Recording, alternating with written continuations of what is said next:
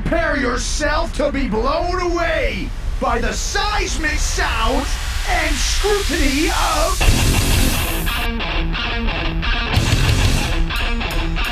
Aftershocks Podcast with Chris Aiken and Matt Hartnett.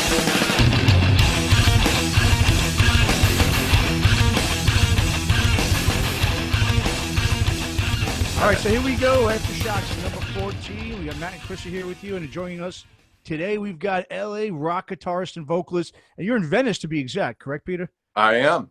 Awesome. All right, he's here to talk to us about his band, Sons of Silver, Mr. Peter Argyropoulos. Peter, what's going on, man? Thanks for coming on.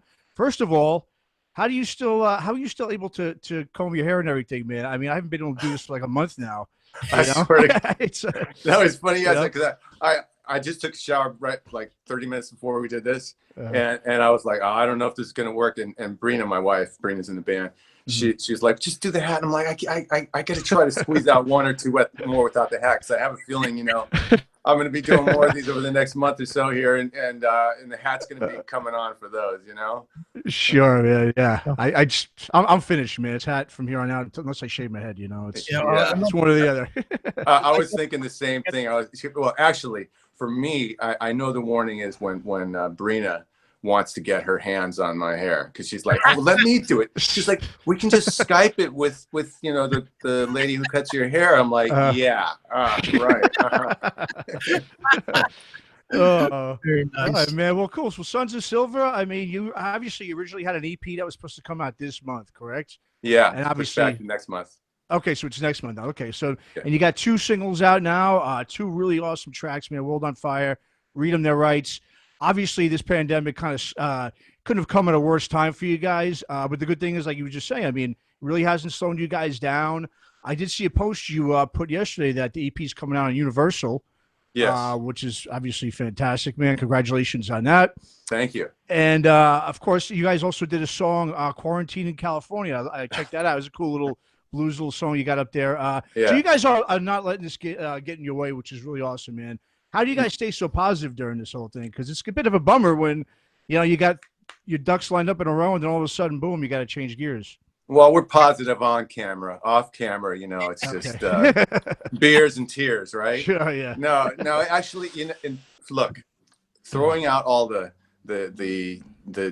things that are going on around us, just focusing on the business end of it, it's not bad timing for us. EP got pushed back a little bit. We kind of needed that extra time anyway.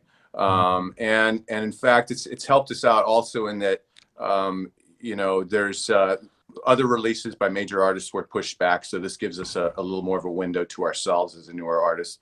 Likewise, people are spending more time on the internet, social media and the likes of that, YouTube. So it gives us a chance to, get more views and the likes, get more exposure in those avenues. And third is that, the nature of these songs, as several folks have pointed out, they were very prescient. They were very much of this time as far as the social political nature of them. So those things sort of, they're more timely than ever. So that's in that way it served us well. And the reality is we weren't going to go on the road till August anyway. Okay. So hopefully something opens up in the fall. That's who knows what's going to happen then. But it hasn't affected us that much right now. Okay, cool. Well, obviously one of the biggest, highlights of the band, away from the music itself, has to do with all the, the names that are associated with a lot of the band members. Yeah. Obviously, you've got the Rock and Roll Hall of Fame inductee there, Dave Cruzen, who played on, Pearl Jam's iconic 10 album. He's your drummer. Yeah. Bassist Adam, he's from Candlebox. You got Kevin from Skillet. Quite the super group for sure. I mean, how did you guys all come together? How did the band initially form? Just lotto tickets, it's a typical way you form a band that works now. No, actually, Adam and I have been friends for a number of years. We were in a band several years ago called Last December. Sure. And we did pretty well with that, toured the U.S. a couple times, but kind of chewed up and spit out by the labels. We still stayed in the business and both done very well since then separately. But in the meantime, I started working on some songs on the side. And Brina, my wife, was engineering them, and she suggested I play live. I started playing live by myself. I was bored, brought her. We started doing acoustic duets together. We were bored together, so I called up Adam. I said, hey, let's put a band together, play a few shows. And he called up Dave, and Dave, you know, I knew Dave actually because, you know, I'd seen him play some Candlebox shows. And in fact, Dave, I just forgot this until now, Dave, Adam, and Brina did some shows as the backing band for an artist, a Norwegian artist named Ida Marie. I don't know if Ida Marie, if you know of her. You know, she had the what's that one song? I'm happier when you're naked. Oh God, I'm screwing this up. She's gonna see it. I'm dead. I do that way too often. Just, you know, I should be like, whoop. Anyway, nonetheless, there was always you know, we kind of all knew each other, and so when we started putting the project together, Dave suggested Kevin, and right from the start, we all just hit it off and had a great chemistry, and that kind of launched it. Sure.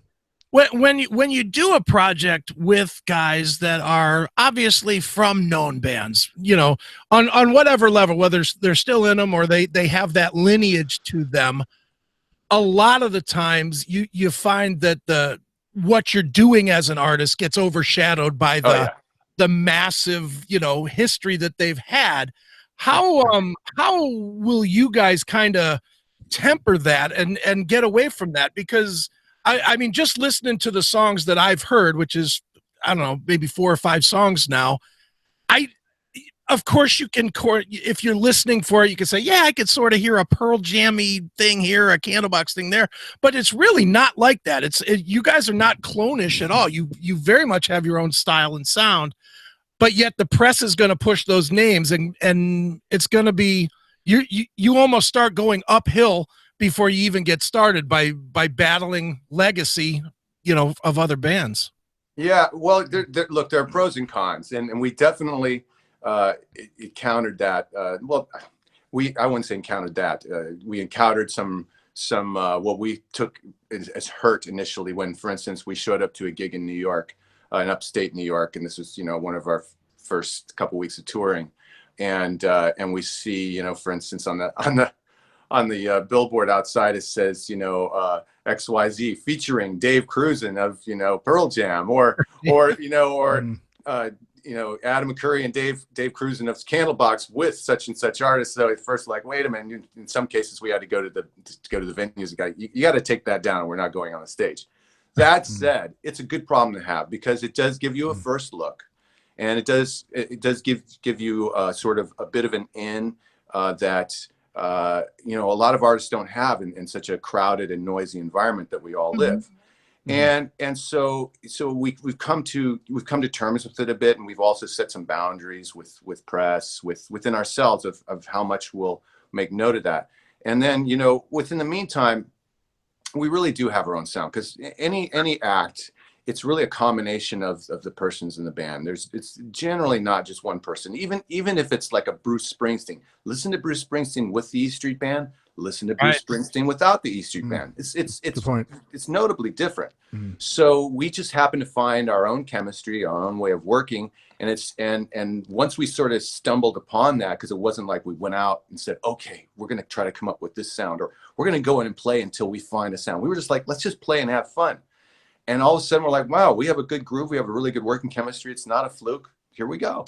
Sure. Do you think that now, and with the exception of Skillet, the other 2 band names, you know, that people would recognize are old enough to where the music will get a fair shake all by itself without so much of a comparison, just because those bands are not as relevant as they were, you know, in 1993 or whatever? I think they start so far that, yes, absolutely. People are treating this like a completely new band, you know, and we got to remember too that no one was like the featured member of the band. They were like, I mean, and that's not to take away from what anyone's contributed, but it's, you know, it's not like it's Eddie Vedder's new band, for instance, you know, or, you know, the lead singer of Skillet, or, you know, or Kevin Martin from Pearl Jam. You know, these are key players in the band and just as significant, but they're not the featured name. So at least in the audience's perspective, it's not as well known. I mean, let's be real about it. Even, you know, the guys in U2 could all walk down the street and you probably wouldn't know of them except for Bono, you know. Right. Bono, you're going to notice, a lot of people would, but The Edge, are you going to notice? Maybe, you know. It, point. it, would, Yeah. it wouldn't suck to have 250 million in the bank and be unrecognizable now, would it? No, I'd say it's a very, very high grade problem. Yeah. What about me? What about me? Actually, I bet those guys are paying the press, like, don't put me on camera. No. Probably, yeah. Yeah. Probably true. Well, Peter, you mentioned it at the start. The songs that you're writing right now are definitely, I don't want to say that they're overly political, but they definitely have a, today's politics, not politics, but today's kind of environment slant to them. And it's a risky move, especially with a new band. I mean, there is the two sides of it. There's the one side that'll be like, yeah, buying, drinking the Kool-Aid, definitely in for the message. There's the other side that'll just give you the, fuck you, you're not on my team side of it. Do you worry about that at all? That the message might drive half of your audience away just because it doesn't match where they are in such a hypersensitive time? Well, I would say that, we've made a conscious effort to sort of split the narrow as far as, what it is that we try not to choose sides. Let's just leave it like that. And we're trying not to reveal where we might stand, be it on the left, the right, the middle, up, down, because at the end of the day, I can say openly for all of us, we embrace most all opinions. No, there are some that are, you got to go, okay. But for the most part, we're embracing of them when we generally feel that it is the collective that pushes forward in a positive way. So I think if we're going to risk alienating anyone, it's going to be everyone. We're either going to, not alienate anyone, or we're going to alienate everyone. And so far, it seems like, we haven't alienated anyone from, from the interviews and I've been doing and from the response we've been getting. So, and as far as is it wise to write songs like this? I think it's wise to do whatever your heart genuinely feels. That will always appeal to people, even if they, by chance disagree with you. And hey, we need a little fuck you in rock and roll right now. Yeah, I mean, agree, yeah. I mean, my God, Sure. it's like, when was the last time anyone ever started pushing buttons? It's been a long time, and it's not like because I'm the lyricist. I'm not setting out to do that, but it's what I feel, and it's a feeling that's collective. Because frankly, when we're sitting around hanging out, which is a lot. These are the things we talk about. They just so I may be the one who actually puts the pen to paper, or the typing to my iPhone. But it's really it is I am sort of just the muse for all of us, so to speak. We're all in there.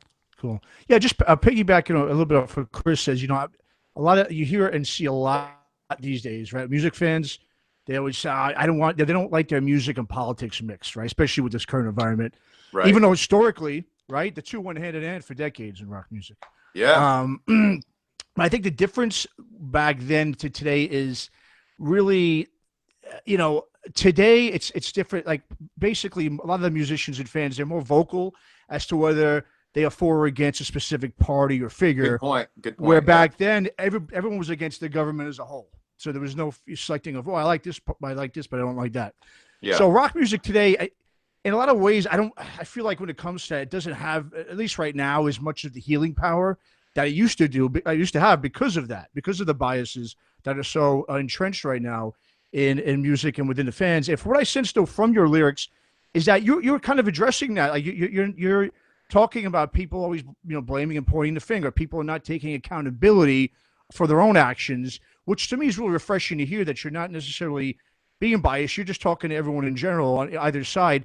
And I think it's a great, you do a great job of keeping your biases out of the lyrics, which is such a tough thing to do, especially in this environment today. How are you able to write in a political sense while also being mindful to not allow your biases to get in there? Well, it takes a little time. I mean, sure. I'm pretty not biased, to be honest with you.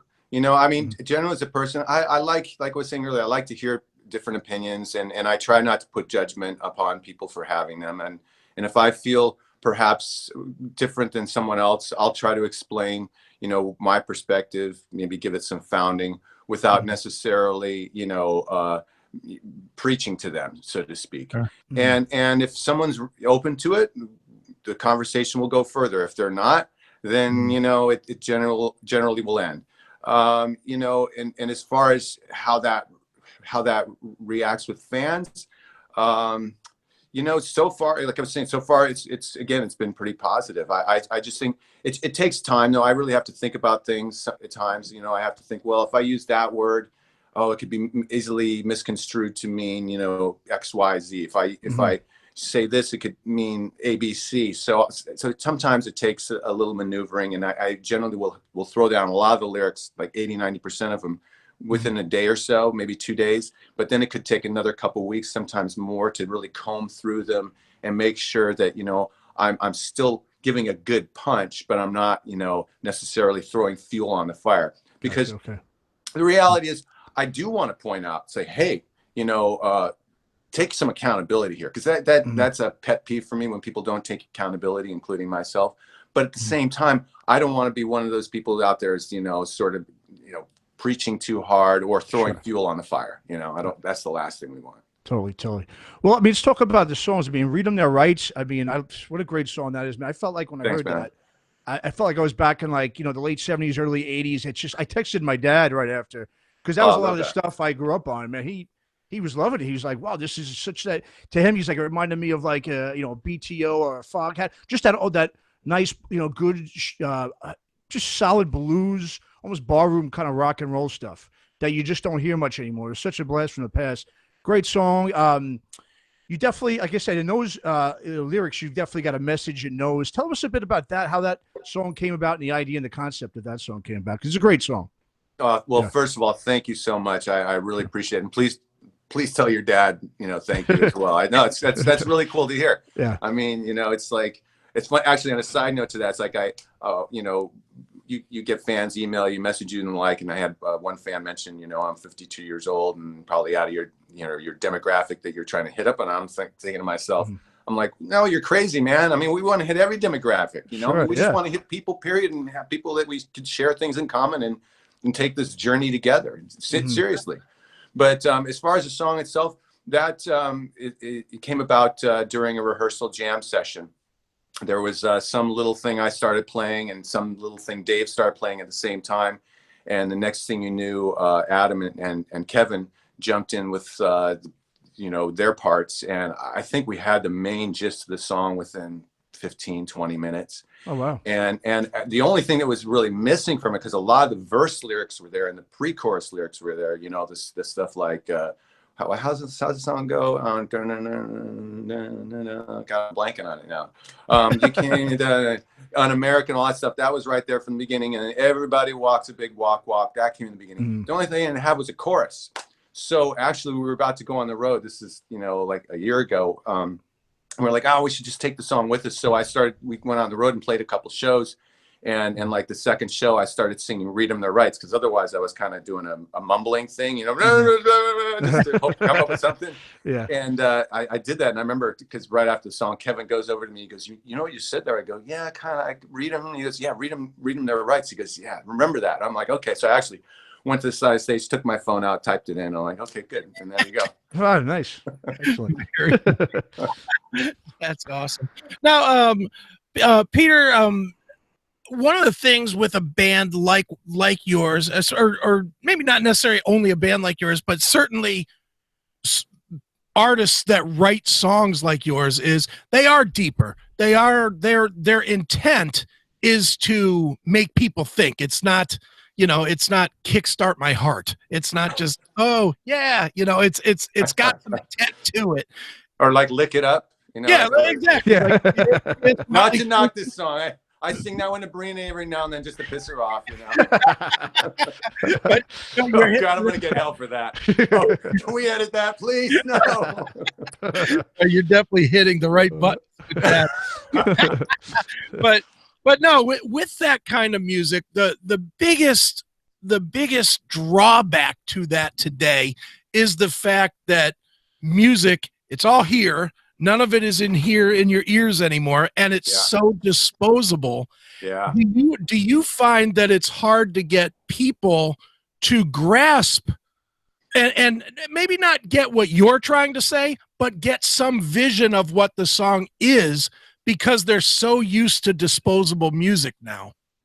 Well, I think there are two ways to look at it and two ways to approach it. You know, one, in general, with, I think, anything, you know, any business, any creative venture that you have these days, there's a certain disposability, or there's a certain window that's much smaller perhaps than it once was.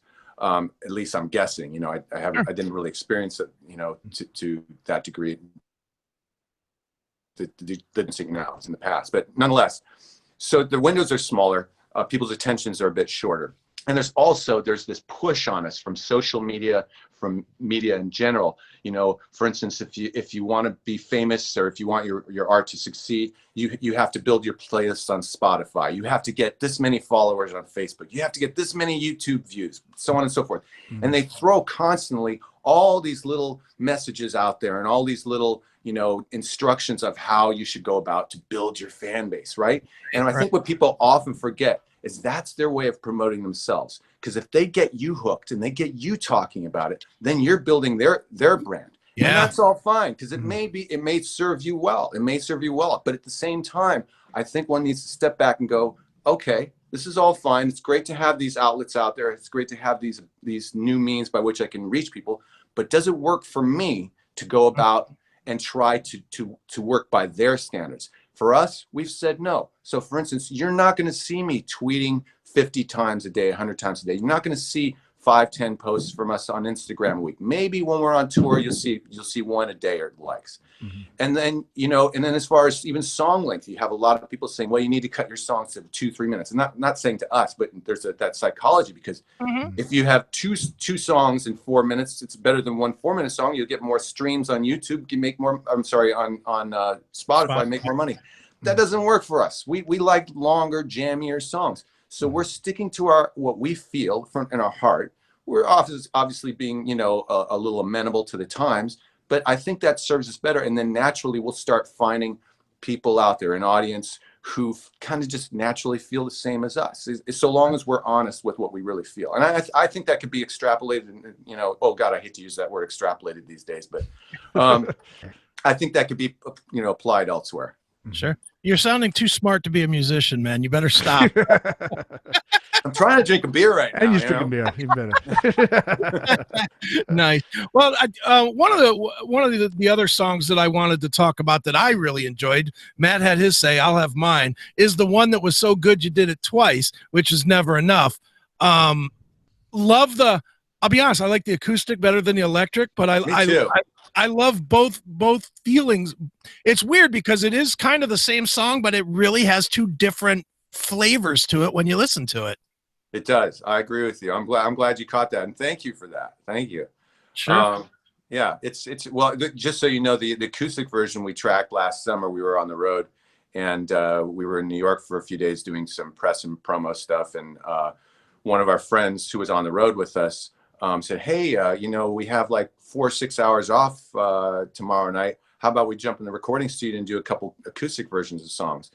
Okay. And you know, we had done like 2 radio stations that day, and you know, or we were going to, and a couple you know, record store meet and greets, and because this is right when Never Enough had first come out, so it wasn't even really a big thing. It was just sort of, you know, going around, getting to know people, familiarizing with the name in the industry. Sure. And so I was like, I don't know about that. And he's like, okay, I'll tell you what, let's do this. I'll get the beer and the pizza there. I'm like, okay, I'm in. So, you know, we just jumped down there, and we did it in 2 hours, had a great time. And I agree with you. I like the acoustic version better. You know, I think the studio version, it's cool, but you know, we had mastered the song much better when we played it live, and that translated into the acoustic version. Sure. I'm gonna assess a hunch here and tell me if I'm right or wrong. Part of the reason that you do that is because you guys are you're one of those collectives that's continually looking for ways to create, and you're probably never quite satisfied with what you've done. Fair? Pretty close. I would say we're always looking to create, all of us, separately and together. And me, it's nonstop. I mean, to the point where sometimes I purposely have to try to shut off that part of my brain just to have a normal life, because otherwise I'll be walking around the house or wherever I'm at, and it's sort of the wheels are turning, and Breen will be like, hello, and I'll be like, oh, yeah. But at the same time, no, we're all pretty good about letting go, and I think that has to do with the fact that we like creating so much. It's like, okay, that's good enough, or we got real intense about it, and okay, that's good enough, and then let's go back and do something else. And then it's like, well, could we refine that? It's like, oh God, you really want to go through that process again? I thought we raised that kid and got him out of the house already. Not that I have kids, Well, I mean, the rest of the band members obviously have all been in bands that were kind of more synonymous with hard rock, right? But for your music career, especially the last projects you did when you did your solo stuff, your Peter RG, was a lot different than what you guys are doing now. So what's it like? What's it been like, sort of venturing into a little bit of a different musical direction for you? I mean, and what kind of influences did you have when you were younger? Was rock hard rock your thing? Was it more bluesy, or just tell us a little bit, I guess, about your background? Well, for me personally, just going to your first part of the question, it's truly liberating to be in this band, because I do like rock. I'm not as much a hard rock guy, but you'll still catch me listening to an old Def Leppard album, and I listened to Pearl Jam. I loved Alice in Chains, from the 90s, and and even older stuff. I mean, the classic stuff like Zeppelin and the likes. It's I could go on and on with my list. So I love that stuff. At the same time, I love folk. I like Dylan. I like I love Springsteen, his acoustic stuff. I love his band stuff. Newer artists. I love First Aid Kit. I love Fleet Foxes. Cat Power. But deep down, if I could have been in any band, that's what I tell people. If there was any band I could have been in, it would have been the Clash. Because that's where that sort of nasty attitude, a lot of sort of a variety to the sound, and a real sort of punch, a real snap to the lyrics. They all collide, and I know that my feelings about that band are. I'm not alone. I mean, I was even just watching the recent Beastie Boys documentary. I don't know if you saw that. Oh, cool. Sure, yeah. And they were consistently a number of times mentioned how much inspiration they got from the Clash. So that's what I bring to the table, as far as that sort of punk attitude and the likes. And I kind of am an asshole at times. So but we all, right? but the guys, yes, they play in hard rock bands and they all like hard rock and stuff. But really, like Kevin, if you had to pick a band for him that'd be like, this is my band, it would probably be Radiohead. Okay. Dave, he listens to hard stuff, but he listens to a lot of folk and country too. I mean, he was originally a jazz drummer, so that's why he even has that sort of swingy feel, because he knows he doesn't quite hit the drums like a typical hard rock drummer. True. He's not a guy that's charging ahead. He's not a guy who hits hard at all. He hits very quietly. So that gives you apply you give that with a little bit. Sorry, one of my neighbors got a motorcycle. I told you it's noisy here. Anyway, nonetheless, you mix that up with Kevin's ideas, and then with Adam, who likes a wide gamut of stuff. He's big fan of Mars Volta, Tame Impala, and the likes of that. You get this interesting the chemistry and this interesting stew, and then you have Brina, and Brina is like, actually she's probably the most punk. I mean, like, she's into like Fugazi, a Black Flag. So, I mean, I'll wake up in the morning and I'll hear that stuff playing at like 8 in the morning. I'm like, geez, honey, give me a break, will you?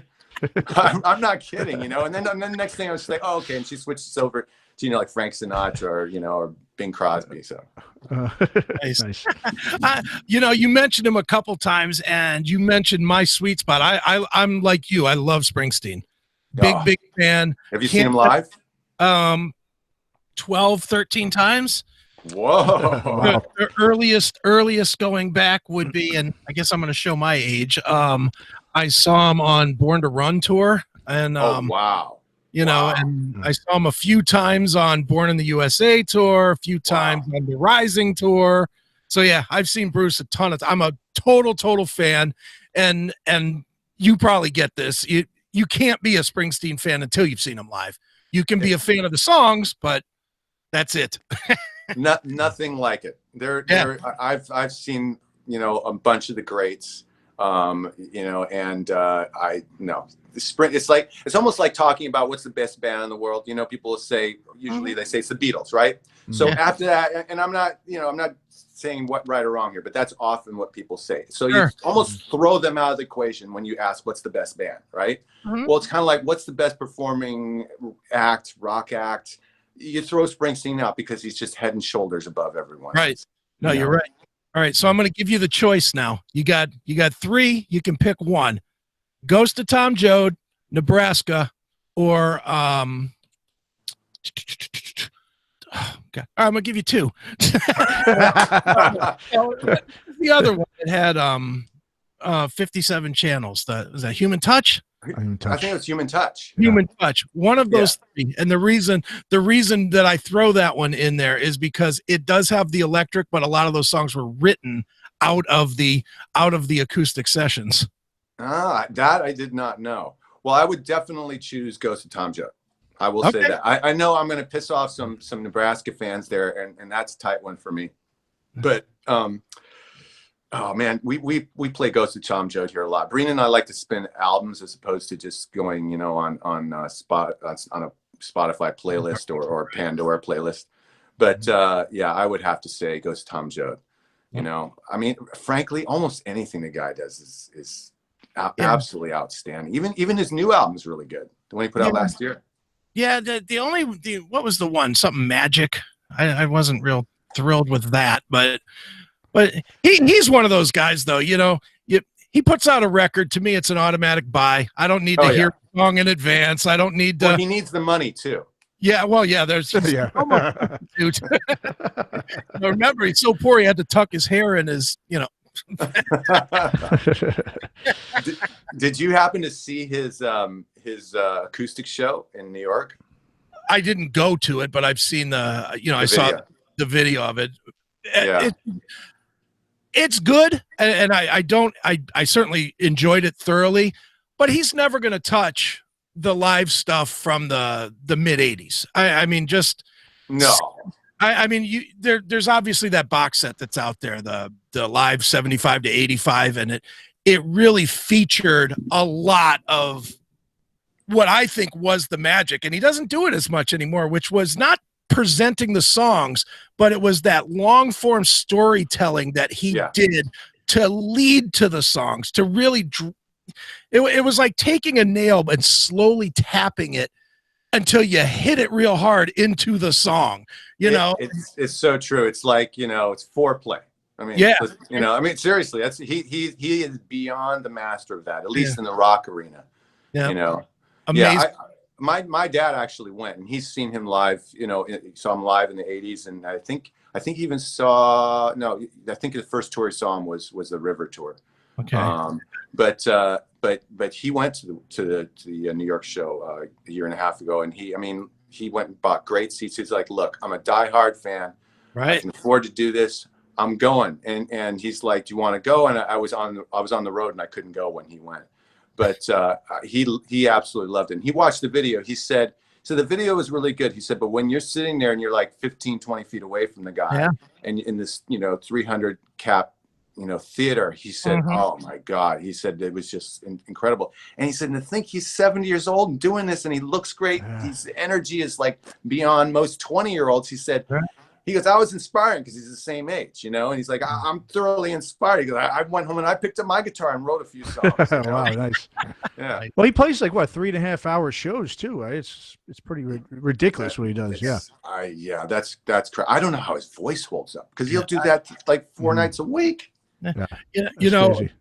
I saw him one time. He played here, Cleveland Stadium. It was on Born in the USA tour.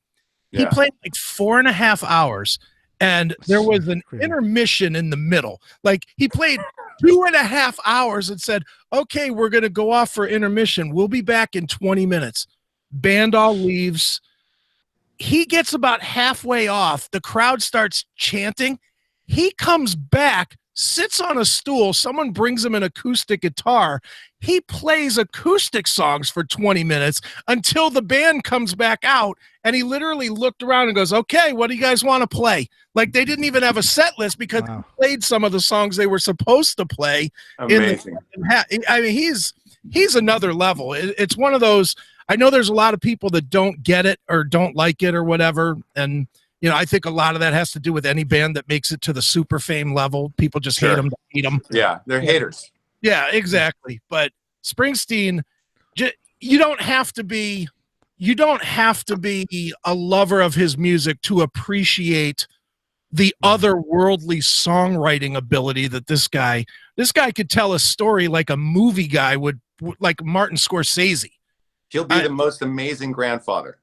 Oh, you know? yeah. No, but seriously, you know, you're right. His storytelling. Look, for me personally, he's the greatest American songwriter of the last 50, 70 years. I love Dylan. There are other great ones out there, but the way he captures his audience, and like you were saying earlier, the way he leads them in, he takes them on this journey, and then takes it to a climax, and then settles it down within a song, and then between songs, and you know, if it's an album, it's unbelievable. I mean, the craftsmanship is it's a genius. It's a gift, and then to do it time and time again. This is not a fluke. He didn't do it on one album, two albums, maybe for a 5-10 year period.